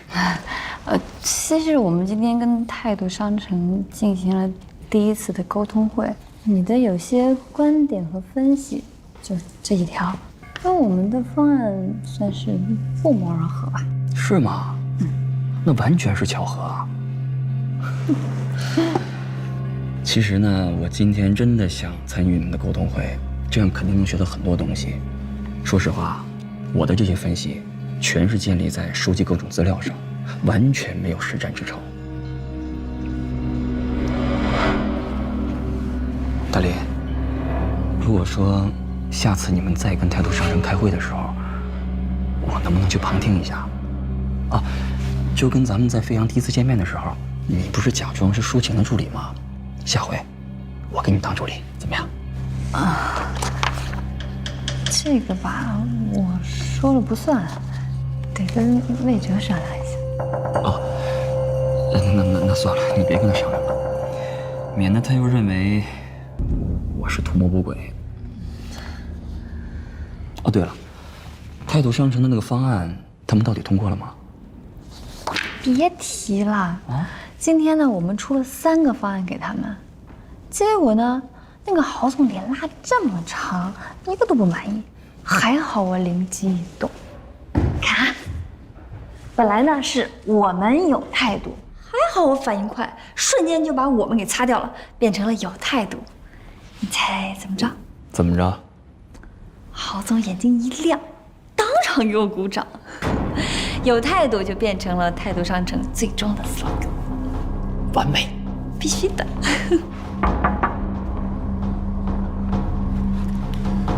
江总，我老大回来了，让你过去一趟。来了，我先去一下。哎，你快回来啊，宵夜还没吃呢。知道了。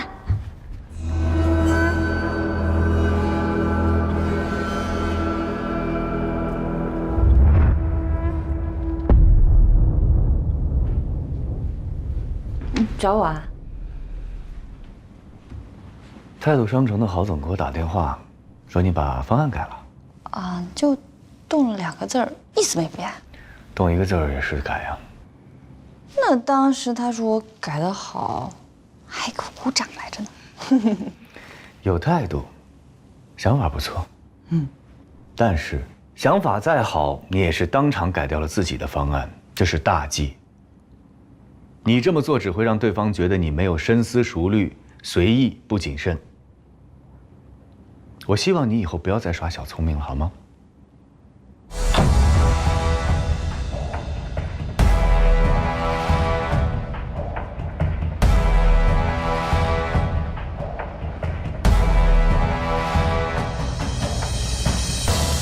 那个女孩面相是非常好的，我就搞不懂，她为什么30几岁还没有结婚？去年我又见到了她一次，你猜怎么着？她结婚了，还生了一对双胞胎。你看，这个面相啊，是不会骗人的。汤总是看别人的面相，还是看我的面相？现在就看你的呀，你这个面相好啊。舒小姐结婚了吗？没有。没结婚好啊。舒小姐这个面相，是遗子之相，能生男孩。汤总，河海的项目我周一就让同事把方案发给您。别急嘛，你的工作能力我还是知道的。你看今天，我们这儿的环境这么优雅，又是周末，不要着急聊工作嘛。舒小姐，你看你天庭饱满，地阁方圆。汤总，您一直都在看我的面相，根本就没看我手相。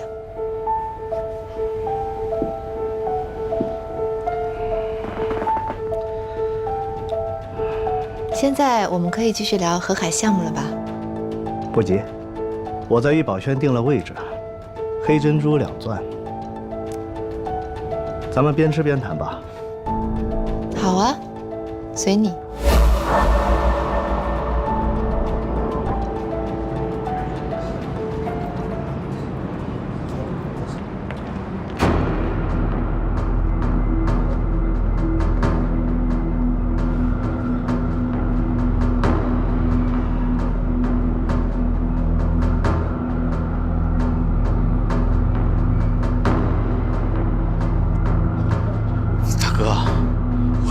成大哥行不行？你别再跟着我了。不行，你不跟着我，我不会出事的。你放心，我就送你到家，我就走。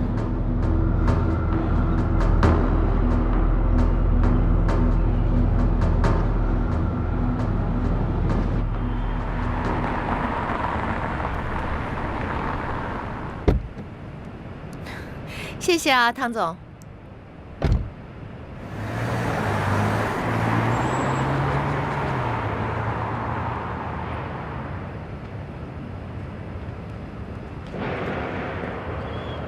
这么嫌弃啊？大老板的心恐怕得被你伤透了。你怎么在这儿？那我要不在这儿，能欣赏到这么精彩的一出戏吗？都是一个行业的。那跟客户打好交道那是必须的，但你是一个女人，赴什么样的局，吃什么样的饭，和什么样的人打交道，你心里总得有点数吧？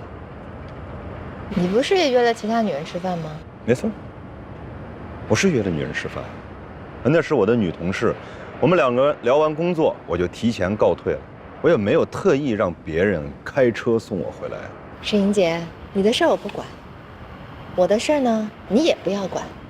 至于你和什么样的女人吃饭，谈什么样的正经事，我没兴趣，也不想知道。吃醋喽！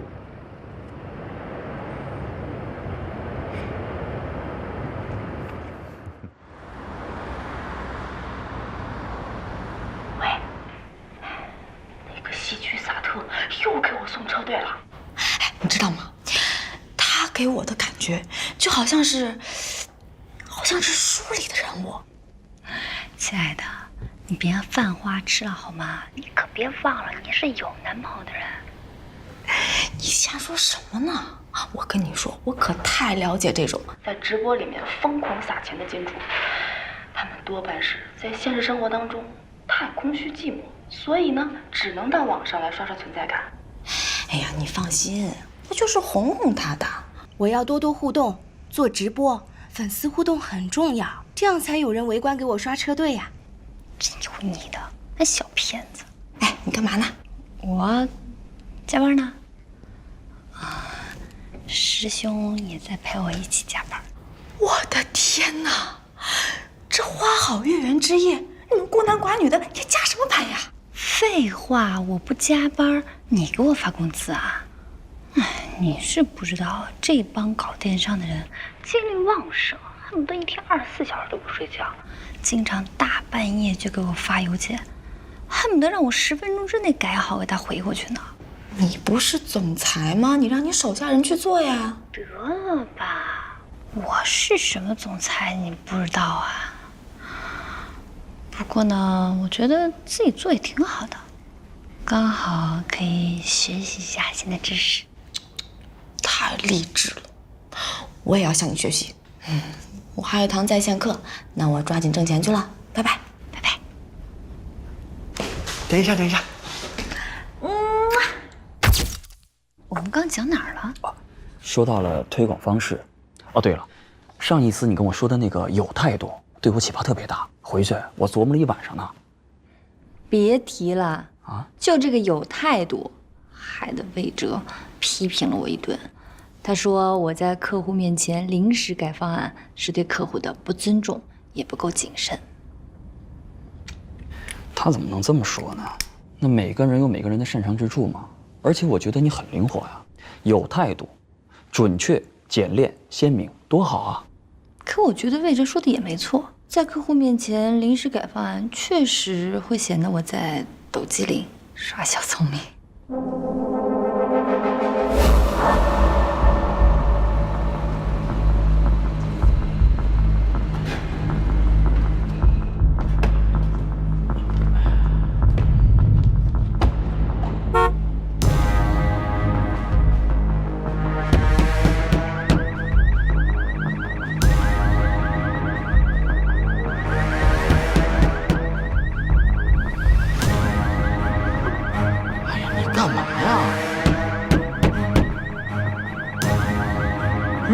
没完了。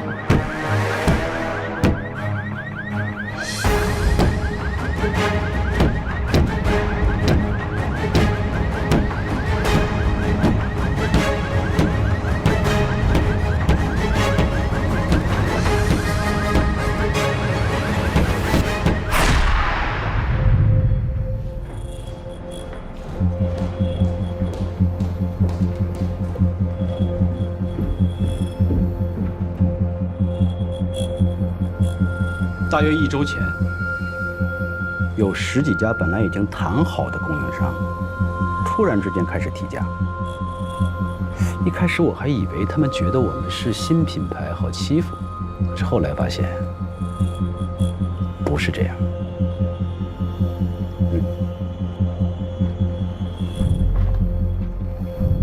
这是一家床上用品的厂家给我们提供的报价。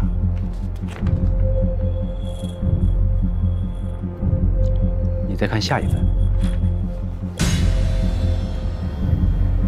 品牌和种类完全一样，价格却提高了5%以上。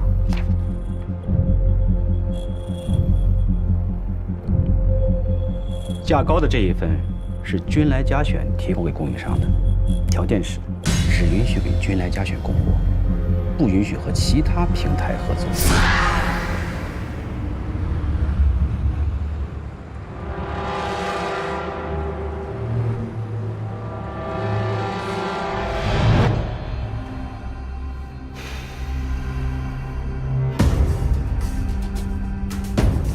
君来嘉选想干什么呀？要恶意竞争吗？不止这样，就在这家供货商给我们提供报价后不到1天，君来嘉选的人就主动找上了他。你不觉得很奇怪吗？价格不是唯一，君来才是嘉选，是不是我们的？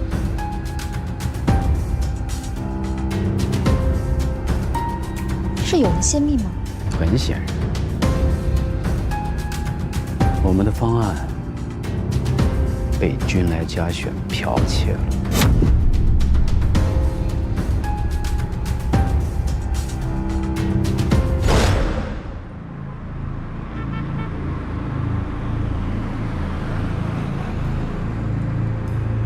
你怀疑是我们泄密？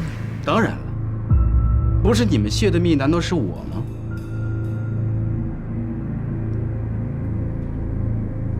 态度商城还有4天就要上线了，我今天这么急着来找你们，就是要向你们宣布，为了安全起见，我要求 DL 退出。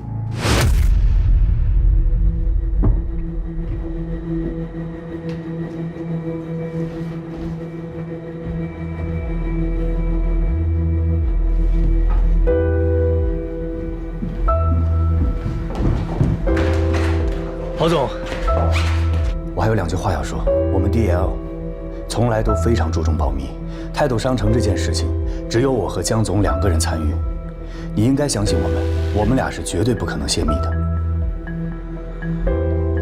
现在这种状况你怎么解释呢？ NewFace 是家游戏公司，做电商才刚刚起步，80%都是从外面招的新人。我觉得如果有内鬼，你们内部的嫌疑更大。所以我希望你不要让 DL 退出，再给我点时间，查出内鬼。这是个无头案，你怎么查？头绪还是有的。泰斗商城成立以后，瞄准的第一个竞争对手就是君来嘉选。如果泄密，最大的受益者也是君来嘉选。我想从这儿入手。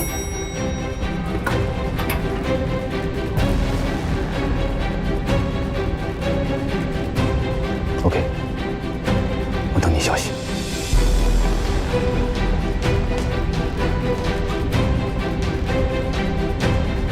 谢谢郝总。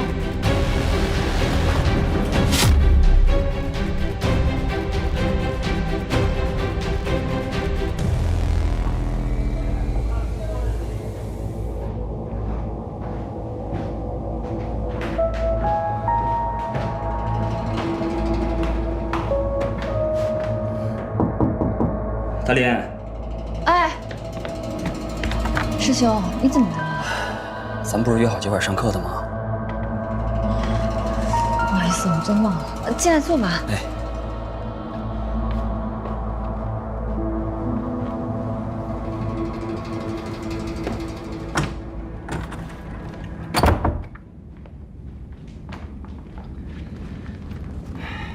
喝水你自己倒啊，我就不跟你客气了。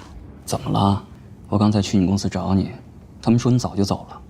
打电话你又不接，我害怕你出什么事，我赶紧过来看看。脸色怎么这么不好啊？是不是生病了？没事儿。到底出什么事儿了？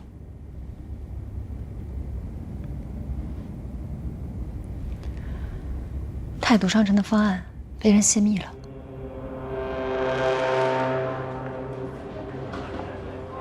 女人打扮得越漂亮，她就越受到尊重，她越是需要工作，漂亮的外貌对她就越是有利。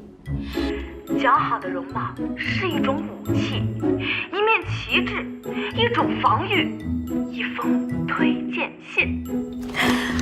所以说，女人一定要好好爱护自己，一定要注意保养。就像我一样，我刚刚敷完这个芋泥坊的面膜，是不是觉得我的皮肤特别的水嫩？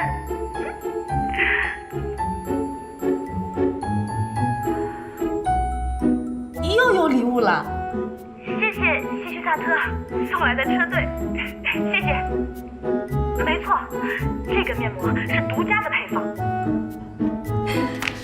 好啦，宝宝们，今天的直播到这里就要结束了，大家记得睡个美容觉，晚安。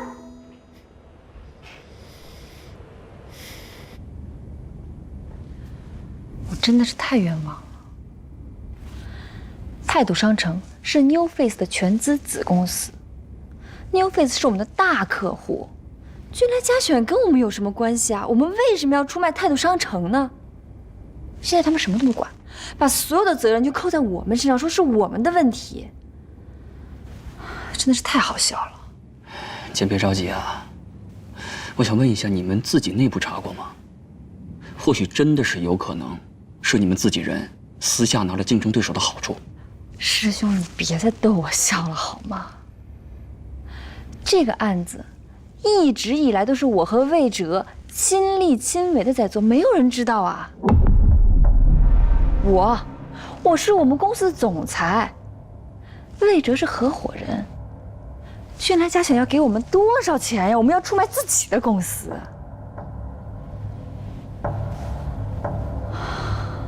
其实我觉着吧，现在追查泄密者倒是次要的，最重要的是怎么安抚好态度商城。绝对不能让这个大单子给丢了。他们有没有说这件事怎么解决？本来呢，他们说要跟我们终止合作，但是魏哲说服了郝总，他们给了我们一点时间，让我们查出方案泄露的原因和幕后的黑手。我真的是太生气了。我每天加班，每天熬夜，现在都白费了，你知道吗？我的感受就像被人打一闷棍，还不知道是谁。这要是被我查到了，掐死他！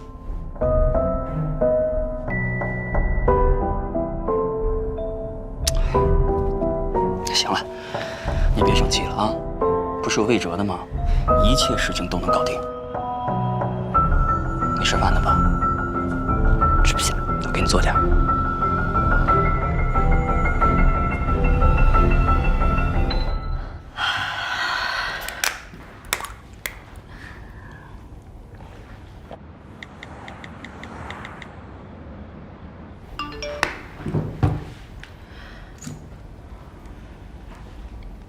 怎么想起来读波伏娃？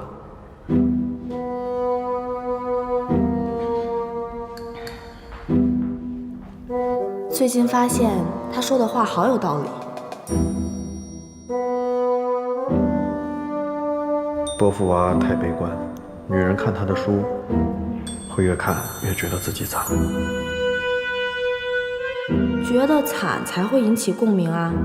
那你为什么喜欢萨特？萨特是所有灵魂孤单的人的偶像，我们需要在他的字里行间寻找精神支柱。太深奥了，谢谢你一直给我送车队。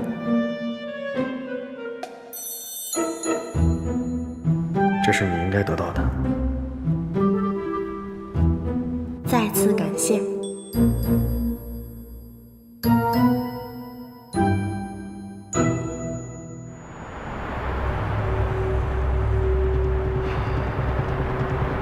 一会儿就要开庭了。开庭之前，你必须要跟我说实话。叶东烈打崔英俊是不是你指使的？不是。那你知道这事儿吗？我知道。知道你为什么不告诉我？我是你的律师。如果我不知道这件事情的话，一旦上了法庭，对方声称这事跟你有关系，或者你指使的，万一他们有证据，我拿什么解释？对不起，宏伟，我不想把叶东烈扯进来。离婚这件事情已经占用我太多时间，浪费我太多精力了。待会儿在法庭上，无论崔英俊提出什么样的条件，我都答应，我都让步。死呆了。算了，就这样吧，走吧。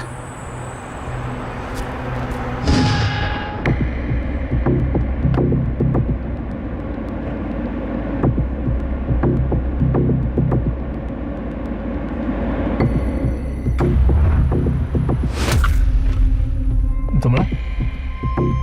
别说话。到底怎么了？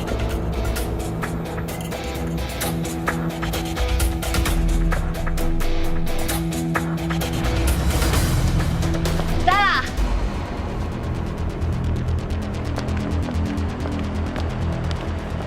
你们怎么来了？这么重要的日子，我们当然得来。我们来陪着你。我们来给你助威。Stella， 我们可都是你的娘家人，这个时候必须要在你身边支持你。给你们添麻烦了。别这么说，女人这辈子谁没遇到过1、2个渣男呀？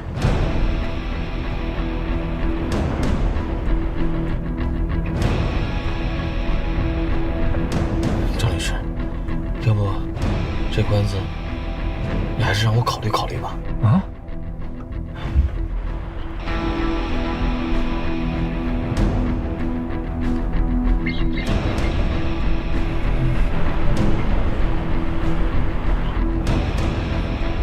何律师，我的当事人跟我说，要求撤诉，庭外和解，你们看可以吗？行，那稍后我们对一下信息啊。怎么了？崔英俊的律师打电话给我，他说崔英俊同意我们之前的要求，愿意庭外和解。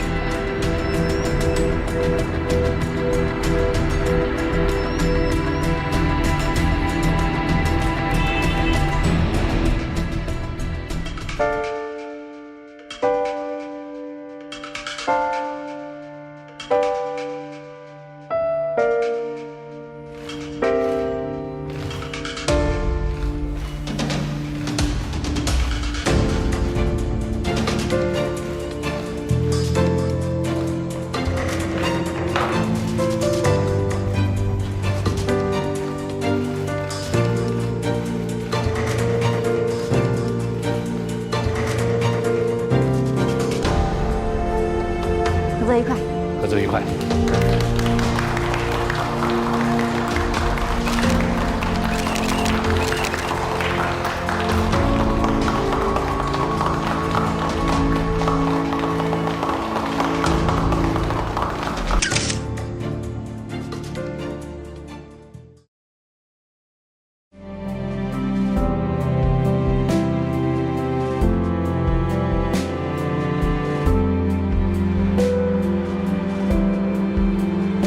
这是最近半年入职军来加选的员工名单。哦，对了，你直接看最后一页就行了，重点我已经划过了。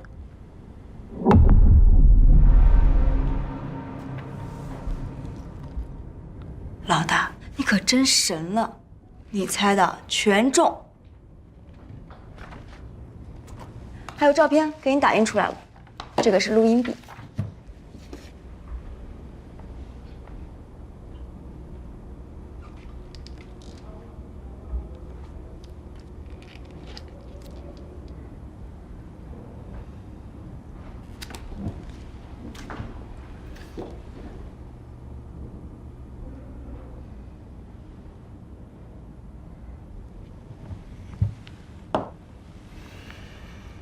这下总算证据确凿了吧？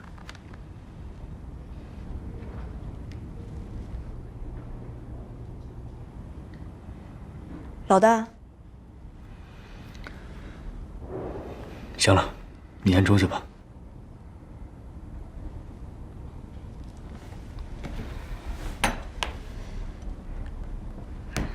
老大，你让我干的，我可都干完了。这个月给你多发2万块钱奖金。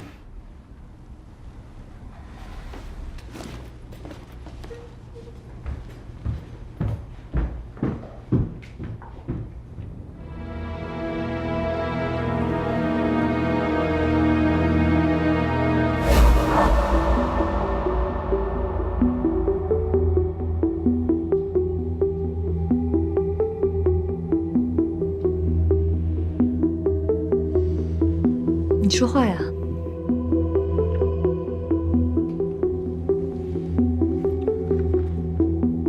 现在泄密的事实是肯定的。DL 除了你我，还有路易斯和安东知道这个事情。如果真的是从 DL 泄的密，那就是我们4个当中的一个。你想说什么？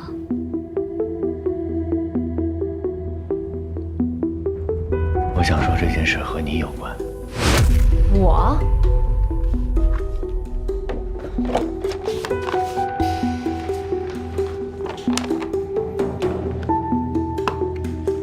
这是军来嘉选近半年来的入职名单，里面有2个你的老朋友，一个是严小慧，一个是谭新凯。据我所知，最近谭新凯经常来公司找你，而且是向你请教关于电商平台的宣传和推广问题。我相信你是肯定不会泄密的，但是有没有可能你无意中说到了什么相关内容，让谭新凯知道？毕竟在恋爱中的人，智商有时候是偏低的。如果我推测的有道理，那谭新凯就是除我们4个以外，唯一有可能知道态度商城方案的人。因为态度商城的上线，影响最大的就是军来嘉选，而谭新凯偏偏又去了军来嘉选，这让我很难不怀疑他。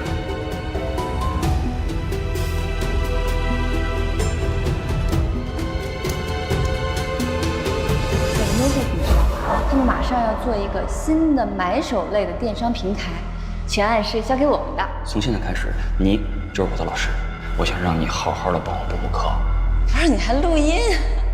我们给他们设计的理念就是，面对商品、商家以及客户，一定要做到有选择、有要求、有态度。本来呢是我们有态度，还好我反应快，瞬间就把我们给擦掉了，变成了有态度。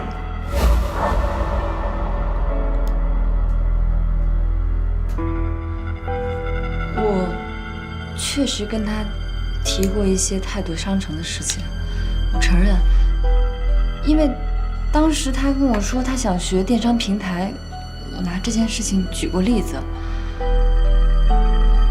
但我绝对不相信谭新凯会泄密。